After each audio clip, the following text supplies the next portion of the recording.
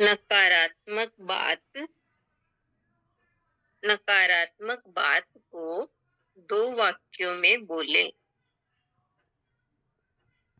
और सकारात्मक को कम से कम 5 में।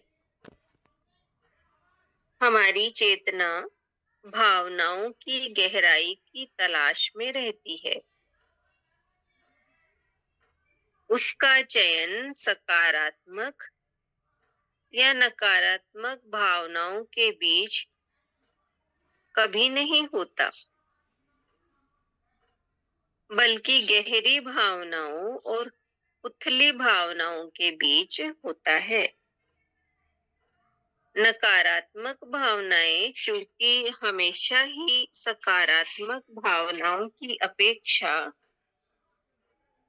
अधिक ध्यान आकर्षित करती है। इसलिए अधिकांश लोग नकारात्मक भावनाओं की गहराई तक बिना कोशिश के ही पहुंच जाते हैं, जबकि अपनी सकारात्मक भावनाओं को महसूस करने की गहराई तक वे कभी नहीं जाते। वे उनकी सतह पर ही रहते हैं। आप खुद को देखें और इस पर विचार करें। बच्चा घर में अपने खेल में मगन है। बाकी हम सब अपने अपने काम में व्यस्त हैं। बच्चे का यूं मगन होकर प्रसन्नता पूर्वक खेलते रहना किसी का कोई विशेष ध्यान अपनी ओर नहीं खींचता। लेकिन जब बच्चा चोट खा जाता है तो सारा घर यह कहता हुआ बच्चे की ओर दौड़ पड़ता है, क्या हुआ? और इस तरह हम अनजाने ही बच्चे में इस विश्वास की प्रोग्रामिंग कर देते हैं कि खुशी खुशी रहने की तुलना में रोना अधिक ध्यान खींच सकता है। भविष्य में और वयस्क होने पर भी जब जब ध्यान आकर्षित करना चाहेगा, तब तब वह किसी न किसी प्रकार का रोना चीखना लेकर बैठ जाएगा।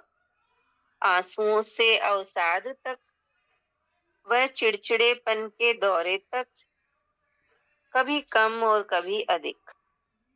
अपनी भावनाएं उसे बिल्कुल सही और तर्कसंगत लगती रहेगी, जबकि दूसरों को वे बेतुकी और विसंगत ही नजर आएगी। ऐसा व्यवहार अवचेतन रूप से कर लिया गया एक चयन होता है, चेतन रूप से नहीं। उसे तो ये भी पता नहीं होता कि उसके भीतर कोई चीज यानी उसका अवचेतन न केवल उसकी भावनाओं का चयन कर रही है, बल्कि जीवन की उन स्थितियों का चयन भी कर रही है जो उन भावनाओं के अनुकूल बैठ रही हो। एक अवचेतन ललक उसे गहरी भावनाओं की ओर बहा ले जाती है।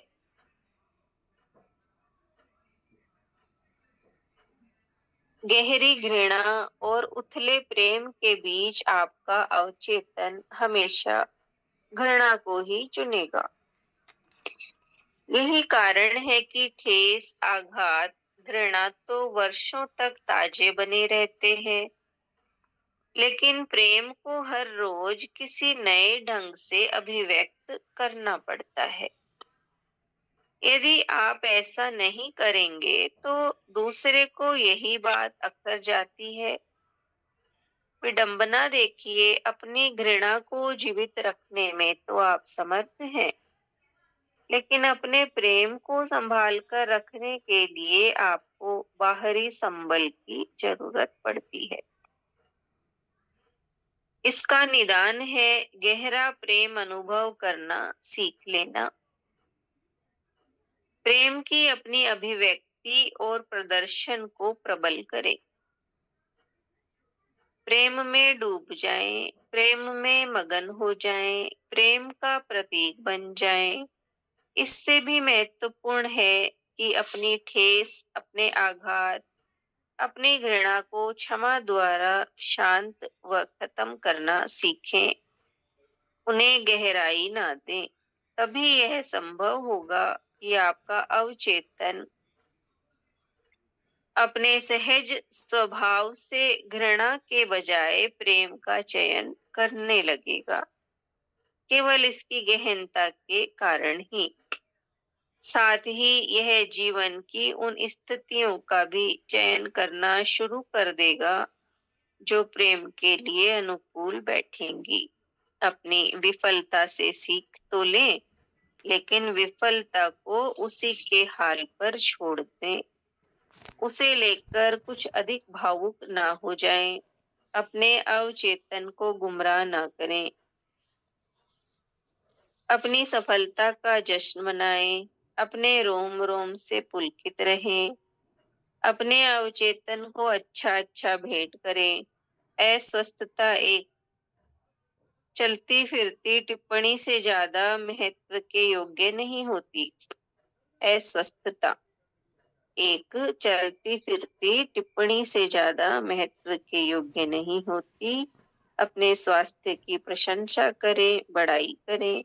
अपने अवचेतन को अवगत होने दें कि आप किसे श्रेष्ठकर समझते हैं। समाधान सरल है। नकारात्मक बात को 2 वाक्यों में बोले और सकारात्मक को कम से कम 5 में। नकारात्मकता की ओर जाने वाली अपनी भावनाओं पर अंकुश लगाएं। लेकिन सकारात्मकता की ओर जाने वाली अपनी भावनाओं को प्रवाह से वहां जाने दे।